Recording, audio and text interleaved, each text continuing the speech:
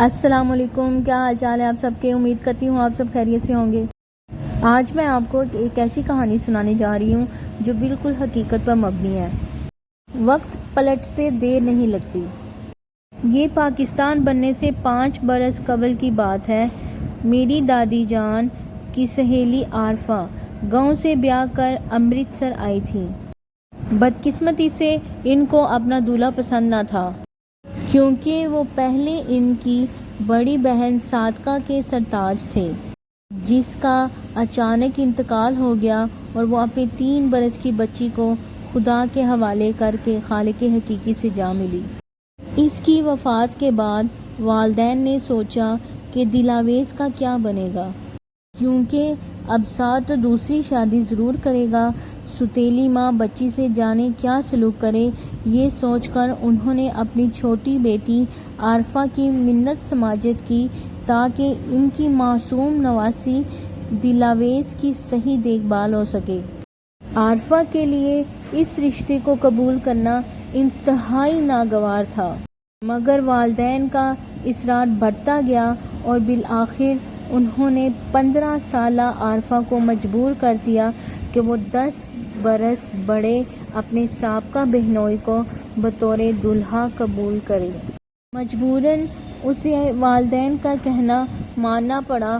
اس نے بہنوئی سے نکاح تو کر لیا، لیکن بعد میں اس نے سارا غصہ اپنی معصوم بھانجی دلاویز پر نکالا، جس کی وجہ سے اس کو ایک ناپسندیدہ شخص کی بیوی بننا پڑا۔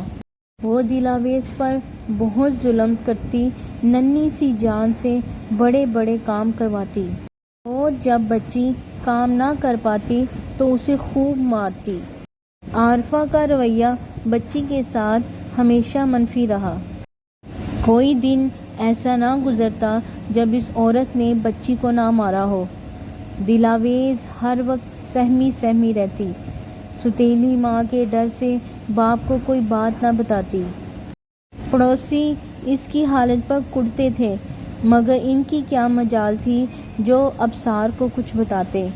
یوں بھی تو وہ شخص نحوست کا مارا شرابی انسان تھا، کوئی اس کے منہ لگنا پسند نہیں کرتا تھا۔ عارفہ کے بے پناہ ظلم کی وجہ سے بچی کو ٹی بی ہو گئی۔ جب ابصار اور اس کے خاندان کو پتہ چلا تو سبھی فکر مند ہو گئے۔ نانی نے نواسی کا علاج بھی کروایا، لیکن یہ بچی اپنی مرحومہ ماں کے پاس جانے کو بے تاب تھی، سو چلی گئی۔ انہی دنوں پاکستان بن گیا۔ عارفہ اور اس کے خاندان والے ہجرت کر کے ملتان اور خانیوال آ کر آباد ہو گئے۔ یہاں عارفہ 2 بیٹوں کی ماں بنی جو بہت خوبصورت تھے۔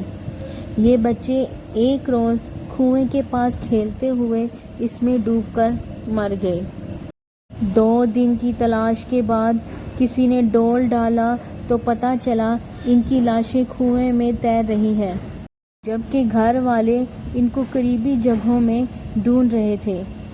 عارفہ کو اس حادثے کا گہرا صدمہ پہنچا۔ وہ کئی روز تک ہوش میں نہ آئی۔ رفتہ رفتہ خدا نے صبر دے دیا، لیکن اس کے بعد وہ ماں نہ بن پائی۔ اب وہ اولاد کے لیے پریشان رہنے لگی۔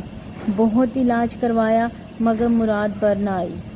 ان کی بستی میں ایک فائز نامی ایک ڈاکٹر رہتا تھا۔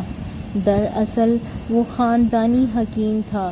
اس کے پاس بہت پرانے نادر نسخے تھے۔ کسی نے عارفہ کو اس کے بارے میں بتایا، وہ پریشانی میں اس کے پاس گئی۔ فائز نے اس کو کچھ ایسی دیسی دوائیں دیں۔ اللہ کا کرم کہ ان دوائیوں کے کھانے سے عارفہ کی مراد بر آئی اور وہ امید سے ہو گئی۔ اس کی جٹھانیوں کی خواہش تھی کہ وہ بے اولاد رہے تاکہ جائیداد کا کوئی وارث پیدا نہ ہو۔ تبھی ایک سوچی سمجھی اسکیم کے تحت اس نے عارفہ کے خاوند کے کان بھرے کہ یہ ایک ڈاکٹر کے پاس جاتی ہے جس کے ساتھ تمہاری بیوی کے تعلقات قائم ہو گئے ہیں، جس کے نتیجے میں یہ امید سے ہو گئی ہے۔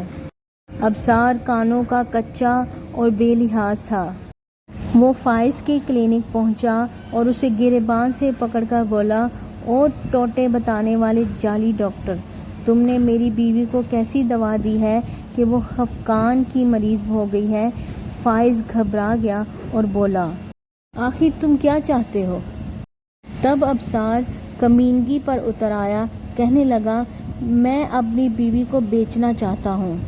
یہ بے وفا عورت ہے، بولو کیا تم خریدنا چاہتے ہو؟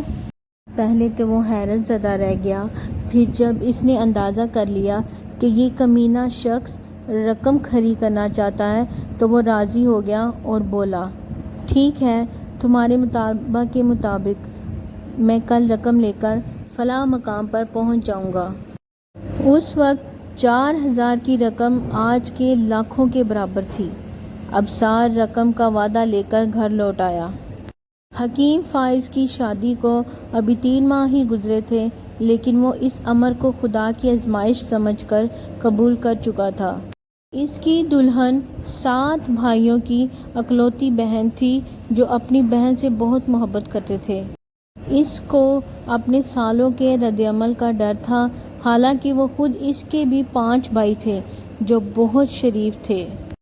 تاہم بامر مجبوری اس نے یہ سودا کر لیا، کیونکہ 2 زندگیوں کا سوال تھا۔ ابصار نے دھمکی دی تھی کہ اگر تم نے عارفہ کو نہیں خریدو گے تو میں اس کو ختم کر دوں گا، کیونکہ یہ اب میرے لائق نہیں رہی، تم ہی اسے رکھو۔ مقررہ وقت پر وہ بیوی کو لے کر پہنچ گیا۔ عارفہ وہاں حکیم کو دیکھ کر پریشان ہو گئی۔ اس کو تو واقعے کا کچھ علم نہ تھا، وہ تو سمجھ رہی تھی شوہر سے گھمانے پھرانے لایا ہے اور ناراضی ختم کرنا چاہتا ہے۔ جب فائز سامنے آیا اور رقم کا تھیلا ابصار کے حوالے کیا تو وہ اور پریشان نظر آنے لگی۔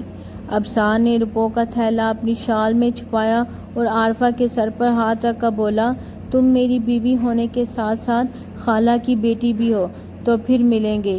یہ کہہ کر وہ رخصت ہونے لگا۔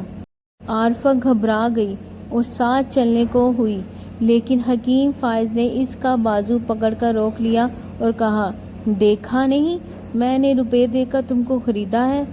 تمہارا شوہر تم کو فروخت کر کے جا رہا ہے، اب تم اس کا خیال جانے دو اور چلو میرے ساتھ۔ ابصار جلدی سے نکل گیا۔ عارفہ رونے لگی۔ فائز نے کہا، رو مت، میرا خدا جانتا ہے کہ میرا تمہارے ساتھ کوئی برا تعلق قائم نہیں ہوا۔ پہلی بار جب تم آئی تھی تو اپنی جیٹھانی کے ہمراہ تھی، میرے سامنے تم نے نقاب نہیں الٹا، نہ ہی میں نے تمہاری شکل تک دیکھی، لیکن تمہارے کمینہ فطرت شوہر نے ہم پر الزام لگا دیا۔ جب تمہارے شوہر نے مجھ پر الزام لگا کر تم کو فروخت کرنے کا کہا تو میں نے یہی جانا کہ اللہ تعالیٰ میری آزمائش چاہتا ہے۔ میں جان گیا ہوں کہ ابصار ایک بد فطرت مرد ہے۔ ایسے مرد کے دل میں اگر بیوی کی طرف سے بے وفائی کا شک بیٹھ جائے تو وہ اپنی ہونے والی اولاد تک کو قبول نہیں کرتے اور ان کے ساتھ ہمیشہ برا سلوک روا رکھتے ہیں۔ لہٰذا اب تمہارے لیے یہی بہتر ہے کہ میں تم کو اپنے چچا کے گھر رکھوں گا تاکہ تم زچگی سے فارغ ہو جاؤ۔ پھر میری قسمت میں تم سے نکاح لکھوایا گیا ہے تو یہ میرا مرحلہ بھی شرعی طریقے سے طے کروں گا تاکہ اللہ تعالیٰ کی بارگاہ میں میری پکڑ نہ ہو۔ فائز کی باتوں کا عارفہ کے دل پر گہرا اثر ہوا اور جس قدر صدمہ ابصار کے شک کی وجہ سے اسے جھیلنا پڑا تھا، اس نے اسے جھیلنے کی ہمت کر لی۔ وہ فائز کے ساتھ اس کے چاچا کے گاؤں چلی گئی۔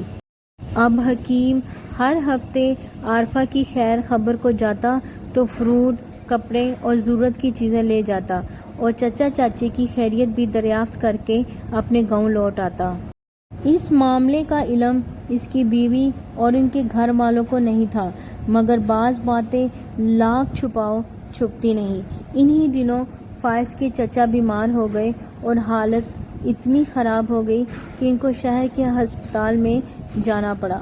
سب رشتہ دار ہاسپٹل جمع ہو گئے۔ ان میں سے ایک جو چچا کے پڑوس میں رہتا تھا، اس نے فائز کی بیوی کے بھائی کے کان میں بھنک ڈال دی کہ حکیم نے ایک عورت چچا کے گھر رکھی ہوئی ہے۔ پتہ نہیں بیوی ہے یا کون ہے، لیکن یہ ہر ہفتے اس سے ملنے آتا ہے اور اس کے لیے پھل فروٹ بھی لے کر آتا ہے۔ جب فائز کی بیوی کے بھائیوں پر راز فاش ہوا تو انہوں نے حکیم کو خوب لعن طعن کی اور سچائی کھلنے پر اس کی پٹائی بھی کر ڈالی۔ بہرحال چچا تو صحت یاب ہو کر اپنے گھر واپس آ گئے، لیکن فائز اس کے بعد عارفہ کی خیر خبر لینے نہیں آیا۔ چچا کی زبانی اسے پتہ چلا کہ حکیم کو اس کے سالوں نے خوب مارا ہے اور وہ گھر میں زخموں سے نڈھال پڑا ہے۔ چچا نے یہ بھی کہا کہ بیٹی مجھے نہیں لگتا کہ فائز تم سے نکاح کر پائے گا، اس کے سارے سالے تگڑے ہیں اور خود اس کے بھائی بھی تمہارے مخالف ہیں۔